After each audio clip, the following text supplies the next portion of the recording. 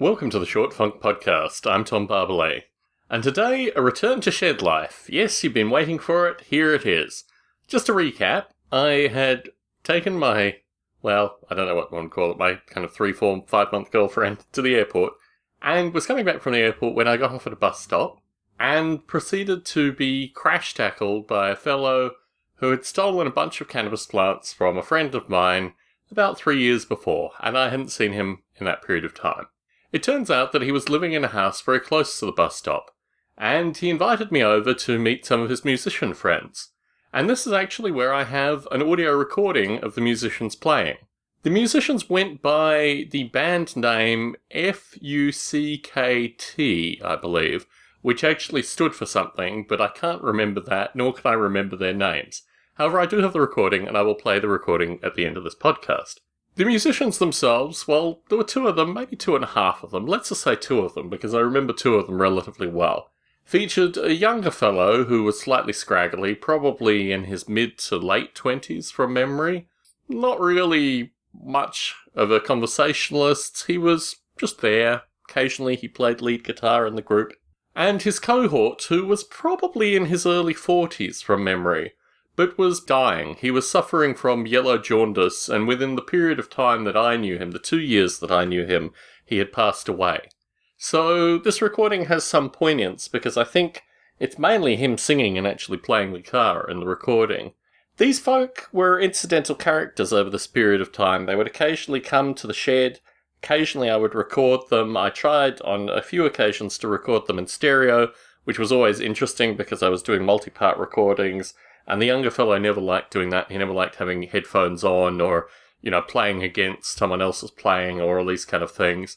But yeah, they really were incidental characters through the shed period.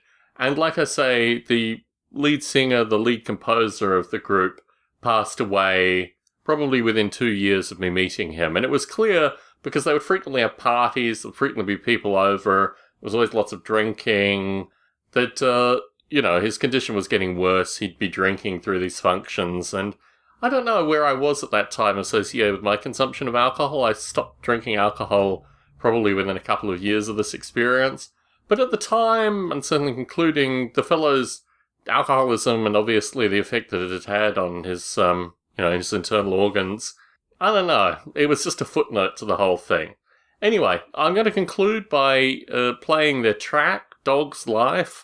I don't actually know if there are words that go along with large portions of this. It's kind of, I don't know, it's almost tonal moaning and singing. But anyway, I'm putting it in here just as a historical footnote. Tom Barbalet and San Jose signing out.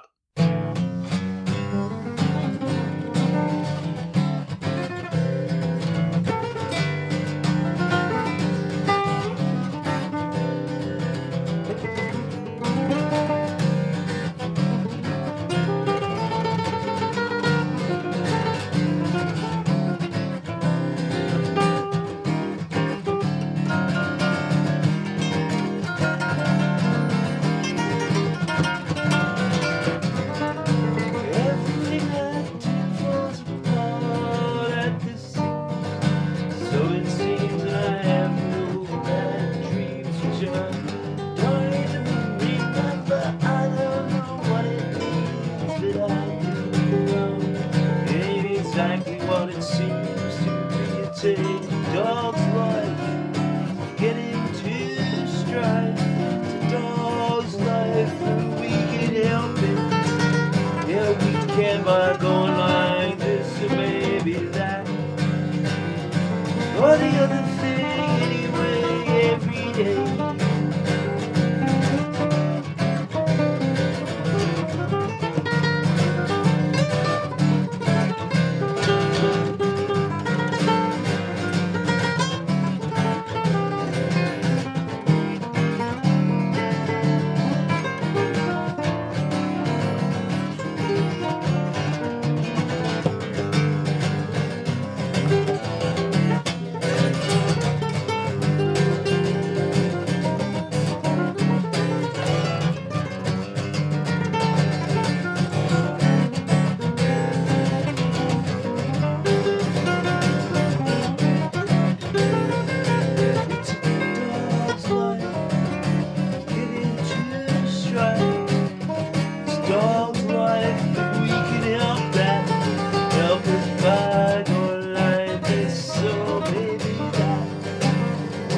another day anyway, every day, but you know, everything I do falls apart at the seams. So every night I have these real bad dreams. I don't even remember why. But I do know it ain't exactly what it seems to be. It's a dog's life. Get into strife.